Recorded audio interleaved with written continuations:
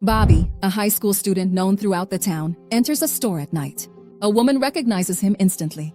He's the pitcher for the school team, with a well-earned reputation for his talent. People's eyes follow him with silent respect. His reputation precedes him, and so does the pressure, marking the weight of what is expected of him. As he approaches the register, the cashier asks what his plans are for the night, hinting with curiosity. Bobby excuses himself calmly and walks away. Shortly after, he walks toward a small shack lost in the darkness. He sits alone and lets something unspoken settle inside him. Finally, he lies down on the wooden floor and falls asleep, as if searching for a pause he can't find. On the other hand, Caroline enjoys the sun by the pool. Later, she travels by car with her mother. On the road, they cross paths with Bobby, a boy who watches her with interest. His gaze lingers on her, opening up an expectation that has yet to be defined. In the next scene, Bobby takes off his clothes and climbs onto a bridge. He jumps into the void while boys and girls from the town cheer him on, shouting. The fall is clean, head-on, defiant. His exuberance makes him a magnet, but it also pushes him to the limit. Later, Adam practices throws in the rain.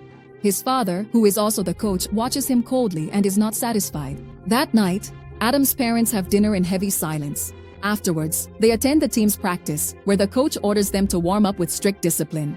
The tension of the instructions digs into the young players, who grit their teeth to endure.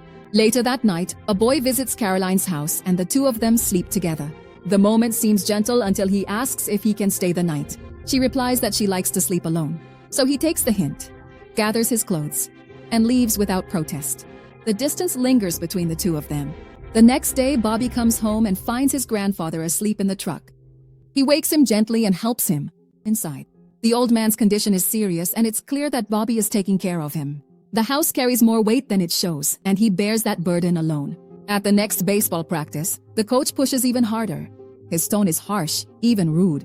He demands drive. He demands obedience. Each boy must earn his place through sheer endurance. Approval is scarce, and the exhaustion on the field grows. After the game, Adam approaches Bobby. He tells him that he wants to invite Caroline to the prom. Bobby nods and tells him that his idea sounds good. The suggestion gives him the push to take the step, but it also exposes him to the risk of rejection. In the cafeteria, Caroline looks at Adam from another table.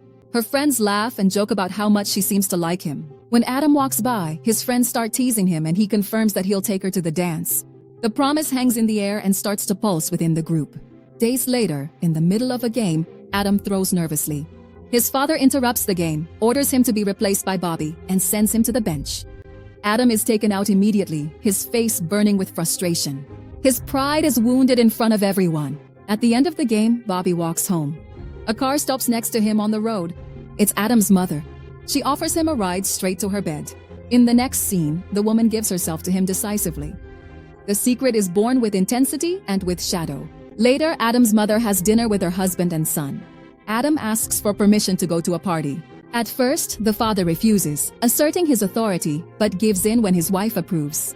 Then he demands that Adam thank his mother, in a gesture that feels humiliating. Hierarchy is imposed as punishment. The next day, Bobby goes to the school nurse. He asks for a medical excuse to skip baseball practice. In the following scene, he appears with Adam's mother, confirming the reason for the excuse. The cover-up completes the circle of lies. Meanwhile, Adam arrives at the skating rink where the school party is being held. He skates for a bit, but his attention is fixed on Caroline. He goes to the bathroom, takes several deep breaths to calm himself, and comes out determined. In front of her friends, he asks her to the dance. She accepts and says she'll wear yellow to match. Adam promises to pick her up. He walks away excited, holding on to that promise like a trophy. Meanwhile, Bobby stays by Adam's mother's side. She has fallen asleep next to him. The silence is heavy, and the risk of being discovered hangs on every breath. For the next game, Adam drops a pill into Bobby's water bottle. Bobby, trusting, suspects nothing. The coach gathers the players and shouts that they have to win no matter what. He insults them harshly, trying to fire them up with tough words. The team runs onto the field with tense energy while the bottle waits for its moment. Bobby takes the mound and pitches with his usual skill. The crowd erupts in cheers and applauds his dominance. Suddenly, he starts to feel unwell. Adam watches him from the bench, motionless when it's his turn to bat. Adam racks up 3 strikes and returns without touching the ball. The exhaustion becomes visible, and all eyes turn to Bobby. When the game resumes, Bobby acts strangely, but he keeps performing. During a break, he doubles over and vomits. The coach orders Adam to go out onto the field. Adam refuses. His father explodes and orders him to go home because he doesn't want to see him. The tension breaks violently, and the rift between father and son widens. Later, Adam gets up from the ground. A car with the engine running is waiting for him. His father is inside. In the next scene, the coach punishes him for refusing to pitch. Adam trembles as his father recalls that his own father was relentless, and that thanks to that, he became a better man. But those words don't reach Adam, who looks at him with deep resentment. The resentment takes hold and doesn't let go. The next day, a major league scout approaches Bobby at school. He tells him that he'll be keeping an eye on him and that he'll try to contact him after graduation. He acknowledges his great talent. Bobby doesn't respond, he just nods. The future opens up, but the path is still unclear. Meanwhile, Adam is having lunch with his family. His father announces some big news. After exams are over, they'll go on vacation to places like Venice and Paris. As he speaks, the mother shakes her head, as if she fears how this will end. The forced cheerfulness doesn't fit with the reality of the household. The news doesn't excite Adam. He remembers that he has the prom, and that he's going with a girl he invited. His father doesn't care. He insists that Adam forget about the dance and join them on the trip. The order erases his desire and the clash becomes inevitable. Adam stands by his decision not to go on vacation. The father loses his patience and becomes violent. He grabs him by the hair and orders him to go to the garage. Tired of the beatings, Adam stands up to him for the first time and accuses his mother of doing nothing. The father loses control. He drags him out of the kitchen and kicks him. The mother gets up and walks away to another part of the house. Adam is left alone with nowhere to turn. In the next scene, Adam walks through the school hallways. He processes his father's abuse, his mother's neglect, the helplessness. He walks with a firm step, but inside he's falling apart. Each step echoes with urgency that finds no escape. Meanwhile, Bobby meets with Adam's mother again. They talk, but he doesn't get any clear answers. The coach, alone at home, watches a baseball game. When Bobby arrives, he gets ready to leave through the window.